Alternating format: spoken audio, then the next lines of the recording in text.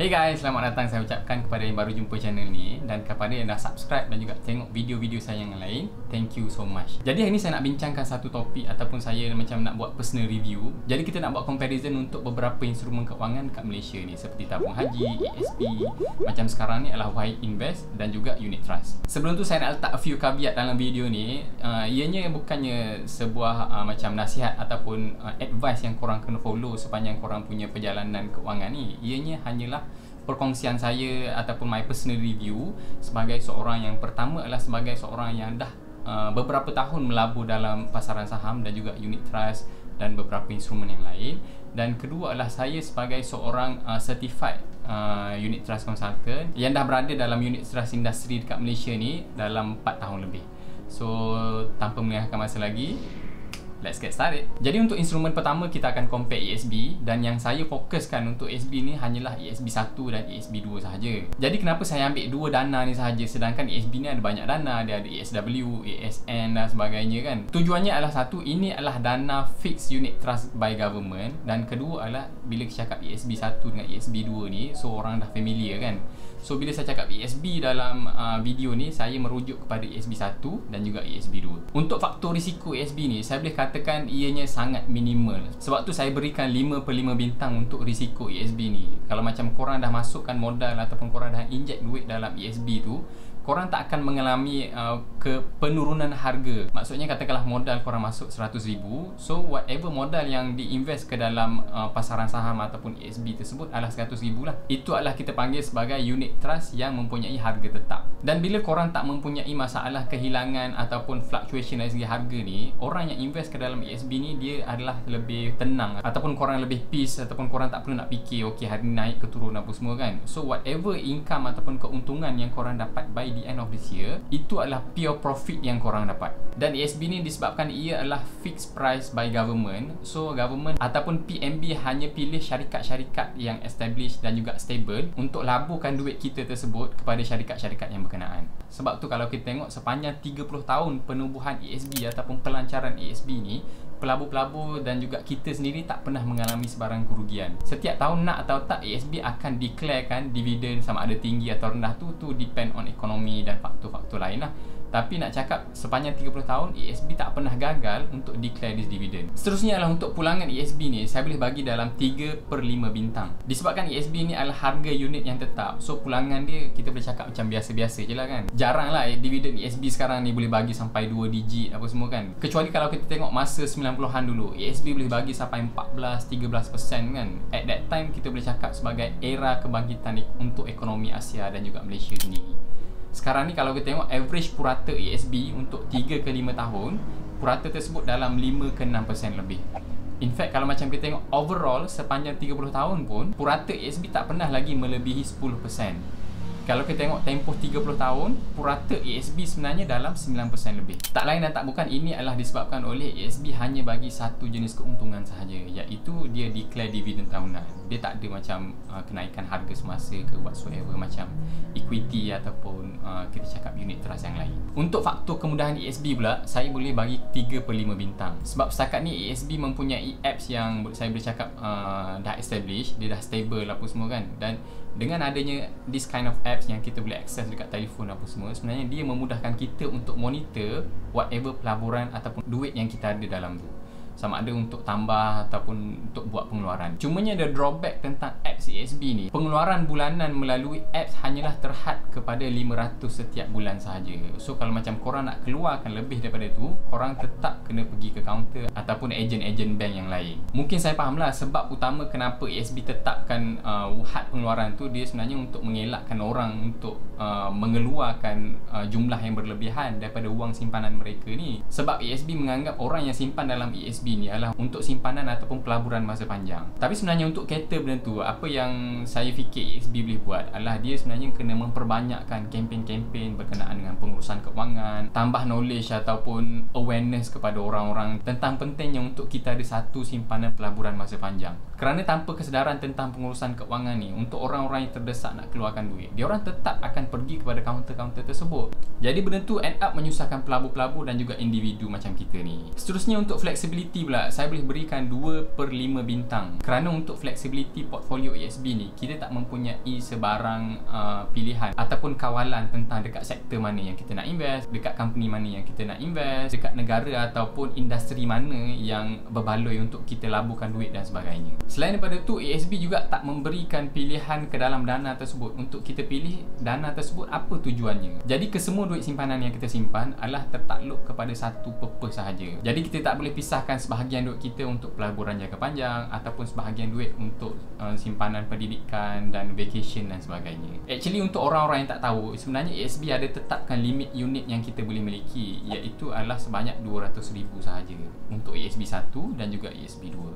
Let's say katakanlah korang ada 1 juta ataupun lebih daripada itu, ianya terhad kepada 200,000 sahaja. Jadi korang tak boleh nak invest duit 1 juta korang tu terus ke dalam ESB, sebab dia dah ada kuota ataupun limit unit tersebut. Tapi sebenarnya ada cara untuk kita naikkan kadar ataupun bilangan unit yang kita ada. Kalau korang nak tahu lebih detail, saya ada buat satu video yang spesifik untuk naikkan unit tersebut. Korang boleh klik video dekat sini. Last but not least, untuk kos ESB, saya boleh katakan ini adalah unit trust yang paling bagus dekat Malaysia yang kita ada setakat ni. Kerana untuk pelabur-pelabur, PNB tidak mengenakan sebarang charge ataupun kos untuk kita melabur ke dalam dana-dana mereka. Jadi whatever yang korang invest, sama ada 100 ataupun 200,000, jumlah itu jugalah yang akan dilaburkan oleh ESB kepada syarikat-syarikat ataupun kepada negara-negara yang diorang pilih. Actually ada sebenarnya kos pengurusan dana ni, tapi kos tersebut tak dimasukkan ataupun tak dikenakan terus kepada kita. Ianya dikenakan sewaktu sebelum ESB declare dividen tersebut. So diorang dah ambil kira dari segi kos-kos pengurusan dan sebagainya. Instrumen seterusnya adalah Wahid Invest. Untuk orang yang belum tahu tentang Wahid Invest ni, saya nak beri sedikit penerangan tentang apakah Wahid Invest sebenarnya. Okey, Wahid Invest ni adalah satu, kita boleh cakap, robo-advisor ataupun the first halal robo-advisor yang ada dekat Malaysia ni. Untuk siapa yang belum tahu, sebenarnya Wahid Invest ni dah lama bertapak dekat Malaysia ni. Tak silap saya sama ada 2019 ataupun 2018. Syarikat Wahid Invest ni diasaskan di Amerika Syarikat. Jadi sebenarnya apa robo-advisor ni? Saya boleh katakan bahawa sebenarnya ianya sama dengan ESB, except that ESB dikawal selia ataupun diuruskan oleh manusia ataupun individu-individu tertentu, kita panggil sebagai fund manager.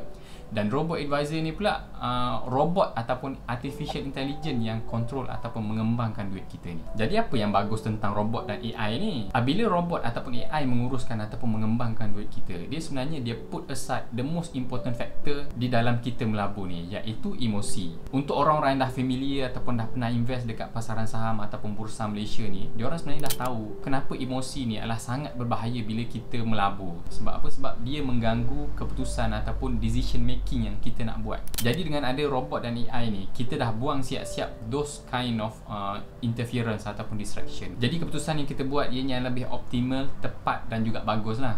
Untuk faktor risiko Wahid Invest ni, saya boleh bagi 4/5 bintang. Kerana Wahid Invest ni, dia pindahkan ataupun mitigate the risk dengan membahagikan kita punya wang pelaburan tersebut kepada a few asset class. Dia tak fokus kepada satu asset class sahaja. Ianya dibahagikan kepada beberapa kelas seperti cash, emas, bond dan juga sukuk. Ada juga equity yang diinvest ke dalam Malaysia dan ada juga equity yang diinvest kepada pasaran US. Berbeza apabila kita invest direct kepada pasaran saham ataupun bursa Malaysia ni, secara langsung kita akan menerima impact terus sekiranya berlaku apa-apa situasi ataupun ketegangan ekonomi dan juga pandemik seperti sekarang ni kan. Sebab tu kalau kita tengok bagaimana awal-awal sewaktu pandemik COVID-19 tu datang dekat Malaysia ataupun hit Malaysia, ada pelabur-pelabur yang kehilangan 70% sampai 90% modal yang mereka laburkan kesan daripada pandemik COVID-19 pada awal tahun lepas. Walau bagaimanapun fluctuation tu tetap ada, cumanya kita boleh cakap adalah sangat minimal lah. Ianya tak menerima direct impact daripada pasaran saham, dan kedua adalah disebabkan diversification tadi. Untuk pulangan Wahid Invest pula, saya boleh bagi 4/5 bintang. Dan from my personal experience, saya sendiri pernah dapat 8 ke 10% dividen ataupun return daripada hasil pelaburan yang saya buat. Tetapi dengan a very aggressive portfolio yang saya pilih. Bagi saya pulangan ini adalah agak tinggi dalam keadaan saya tak perlu nak monitor saya punya pasaran saham ataupun keuntungan tersebut setiap hari ataupun setiap minggu dan sebagainya. Saya just masukkan duit yang saya nak dan saya biarkan robot dan juga AI menguruskan dan mengembangkan mengembangkan duit tersebut. Especially bila kita cakap tentang AI ni, sebenarnya dia over the time dia akan getting better and better dalam diorang punya decision making ni. Sebab lagi banyak maklumat dan juga info yang diorang dapat, diorang boleh buat keputusan yang lebih cepat dan juga tepat. For me, saya tak kisah untuk explore ataupun ambil sedikit risk berkenaan dengan fluctuation ataupun naik turun harga kan, asalkan return ataupun pulangan yang saya dapat tu lebih daripada ASB, tabung haji dan juga KWSP lah. Sebab kena ingat kat sini, saya suka main long term game dan saya percaya bila melabur ataupun bila kita invest ni, it is a very good untuk kita main long term game. Jadi saya tak kisah untuk ada kerugian sedikit, asalkan untuk long term game saya boleh untung berkali-kali ganda. Next adalah untuk kemudahan Wahid Invest ni, saya boleh bagi 5/5 bintang. Sebab apps dan juga software yang Wahid Invest gunakan ni, it is a very great software dan sangat user friendly. Interface yang diorang susun dan juga diorang ada tu, untuk orang-orang yang bukan tech savvy sekalipun, diorang senang nak explore. Melalui apps tu juga kita boleh deposit dan juga withdraw whatever amount yang kita nak. Kita boleh tengok how much portfolio kita dah grow dan juga kita boleh tengok report mingguan dan juga tahunan di dalam apps tu. Itu yang saya macam jatuh cinta dengan Wahid Invest ni. Dan antara features yang saya suka lagi tentang Wahid Invest ni, kita boleh pecahkan dana kita tersebut bergantung kepada different purpose. Let's say katakanlah dalam account yang sama, saya nak ada satu adalah dana untuk pendidikan anak-anak, satu lagi adalah dana untuk honeymoon, dana untuk saya jalan-jalan, dana untuk saya mungkin beli TV baru, rumah baru dan sebagainya. So itu so far saya tak jumpa lagi this kind of features dalam macam app seperti tabung haji ke, ASB dan mana-mana instrumen yang lain. Dari segi flexibility, saya boleh bagi 4/5 bintang. Sebab kita sebenarnya boleh pilih portfolio yang kita nak berdasarkan umur, tujuan dan juga time horizon ataupun jangka masa yang kita ada.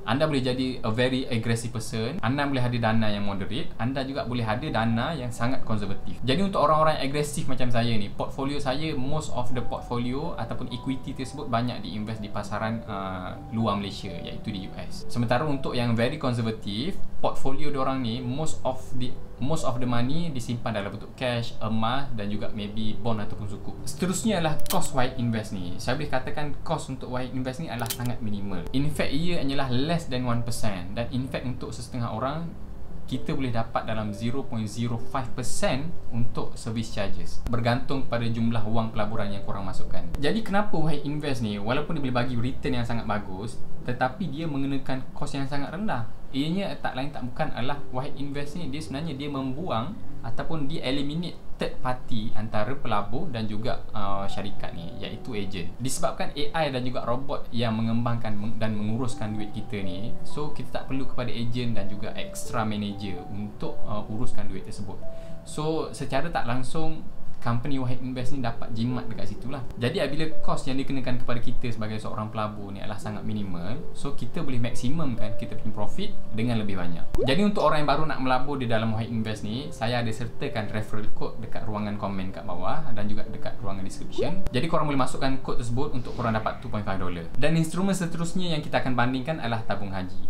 Dan untuk faktor kos tabung haji ni saya boleh bagi 5/5 bintang lah. Sebab apa? Sebab macam ASB juga, kita sebagai pendeposit dan juga pelabur dalam tabung haji ni, kita tidak dikenakan sebarang kos. So whatever yang kita masuk ataupun modal yang kita simpan, itulah jumlah yang kita berikan kepada tabung haji untuk dikembangkan. Antara salah satu sebab ASB ni tak mengenakan sebarang kos, sebenarnya ASB ni kita tak boleh anggap dia sebagai unit trust. In fact, dia sebenarnya bukan unit trust pun. Ianya sebagai kita memberi kepercayaan kepada tabung haji sebagai sebuah syarikat untuk mengembangkan duit kita dan juga sebagai satu-satunya instrumen orang Islam dekat Malaysia ni. Sebab itulah pulangan daripada tabung haji ni kita tak boleh panggil sebagai dividen. Ianya lebih kepada macam penghargaan ataupun wang ihsan daripada tabung haji sendiri kepada kita sebagai pendeposit tabung haji. Sebab itu jugalah tabung haji ni dia tak tersenarai dalam senarai syarikat-syarikat unit trust dekat Malaysia ni yang dikeluarkan oleh Security Commission. Dari segi pulangan tabung haji ni saya boleh bagikan dalam 2/5 bintang, kerana ianya berdasarkan prestasi dan juga performance dan juga kecekapan tabung haji dalam uruskan dan mengembangkan duit kita tu. Dan kalau korang tengok sekarang ni, pulangan ataupun keuntungan tabung haji ni dia sebenarnya lebih rendah bila dibandingkan dengan ASB ataupun KWSP. Dan untuk siapa yang belum tahu, pulangan ataupun keuntungan tabung haji ni ianya terbahagi kepada dua. Satu kita panggil sebagai pulangan ataupun keuntungan tahunan.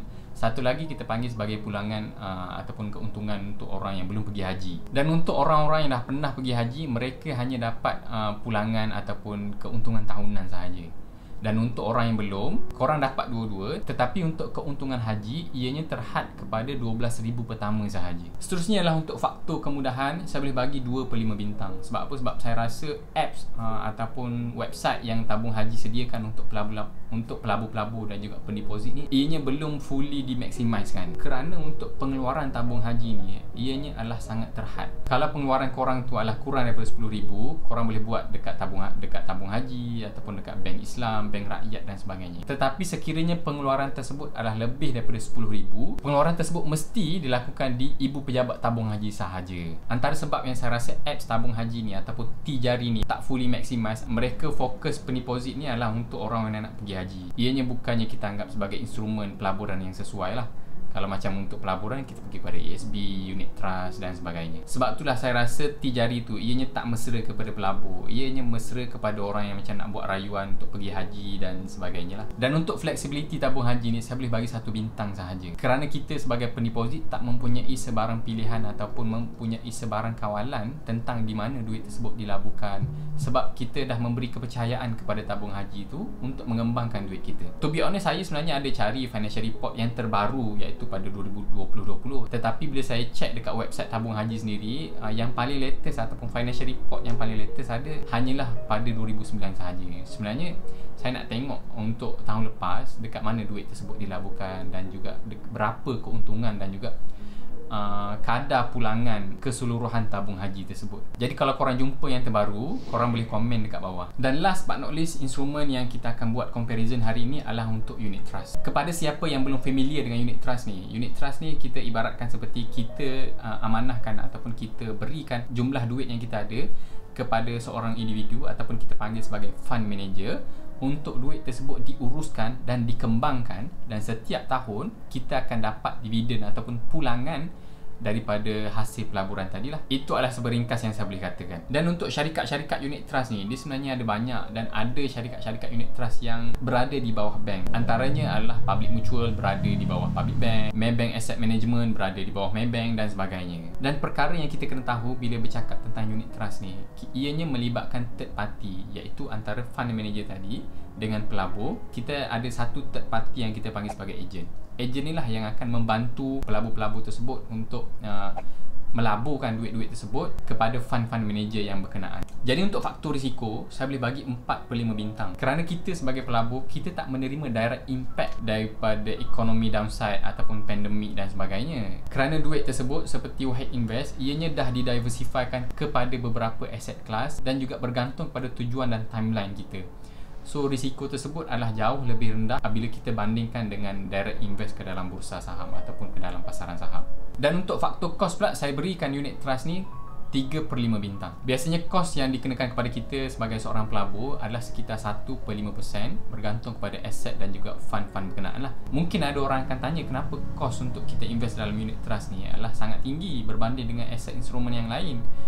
Ianya berbalik kepada awal-awal saya cerita tadi. Kita ada third party ataupun kita ada agent yang syarikat tersebut perlu berikan komisen sebagai wakil kepada syarikat. Mereka ni lah yang akan membantu pelabur-pelabur seperti kita untuk memilih dana yang sesuai, untuk memilih aset kelas yang sesuai, bergantung kepada kita punya risk appetite ataupun umur dan sebagainya. Dan biasanya ejen yang bagus, diorang akan diligently monitor ataupun membuat pertemuan dengan pelabur secara berkala lah, supaya kita boleh tengok progress dan juga perkembangan portfolio kita tu. Dan untuk pulangan unit trust ni, saya boleh bagi dia rendah sedikit daripada Wahid Invest. Kalau Wahid Invest tadi saya bagi 4, untuk unit trust ni saya bagi 3/5 bintang. Disebabkan kos yang di-incur kepada kita tu agak tinggi sedikit, jadi portfolio kita mengambil masa yang agak lama sedikit untuk ianya berkembang. The first thing, kita nak cover the cost, and then after that baru kita akan consider sebagai kita punya keuntungan lah. Dan dengan strategi dan perancangan yang bagus seperti dollar cost averaging, diversify dan sebagainya, sebenarnya pulangan unit trust ni ianya boleh bagi sangat besar. Sometimes kita boleh tengok dalam certain keadaan dalam tempoh setahun, unit trust ni mampu memberi double digit return. Dan again, untuk orang yang tak pernah invest dan juga nak invest ke dalam Wahid Invest ni, saya ada sediakan link untuk korang rujuk, dan juga saya ada sediakan referral code yang korang boleh masukkan supaya korang boleh dapat $2.5 instantly bila korang masukkan RM100 terlebih dahulu. Dan untuk kemudahan unit trust ni, saya bagi 4/5 bintang. Sebab biasanya syarikat-syarikat berkenaan, diorang dah sediakan a very specific apps dan juga website untuk kita sebagai pelabur monitor ataupun nak withdraw dan juga masukkan duit ke dalam kita punya dana. Jadi kita boleh jimat banyak sangat masa. Tak perlulah kita beratur untuk buat pengeluaran ataupun untuk kita masukkan duit whatsoever. Seterusnya lah kita ada ejen kita sendiri yang kita boleh rujuk. So kalau macam kita nak top up duit ataupun kita ada future planning untuk masa akan datang ke apa semua, so ejen tu boleh membantu kita untuk kita buat perancangan yang lebih tepat dan cermat. Dan untuk faktor flexibility sama juga, saya boleh bagikan 4. Kerana dalam unit trust sendiri kita boleh diversify kita punya portfolio, kita boleh adjust banyak benda. Nak buat autodidak ke apa semua, ataupun korang nak buka satu dana yang khusus untuk anak yang baru lahir. Jadi benda tu adalah possible dalam unit trust ni. Jadi tu je perkongsian saya dalam video kali ni. Macam saya cakap tadi, ini adalah bukannya nasihat ataupun financial advice yang korang kena follow. Ini hanyalah my personal review sebagai seorang pelabur dan juga sebagai seorang unit trust consultant. Sekiranya korang nak dapatkan nasihat keuangan, rujuklah ejen yang bertauliah dan juga korang pergi visit mana-mana institution yang berkelayakan seperti AKPK dan sebagainya. Dan juga dalam video ni sebenarnya kita boleh simpulkan bahawa sebenarnya tak ada instrumen yang perfect ataupun yang sesuai untuk kita. Dia sebenarnya ada flaw dan juga kelebihan masing-masing. Apa yang kita buat adalah untuk kita tahu apa tujuan dan instrumen yang sesuai dengan kita, yang suit dengan kita punya kehendak. In fact sebenarnya saya sendiri ada ke semua instrumen ni. Satu-satu instrumen tersebut ada tujuan ataupun perancangan yang saya dah tetapkan. Dia bukannya macam okay, saya hanya pilih satu instrumen ni je untuk letak duit saya. Ianya kita boleh katakan macam complement each other. Jadi tu je perkongsian saya pada kali ini. Kita jumpa lagi untuk video akan datang. Jumpa lagi. Bye.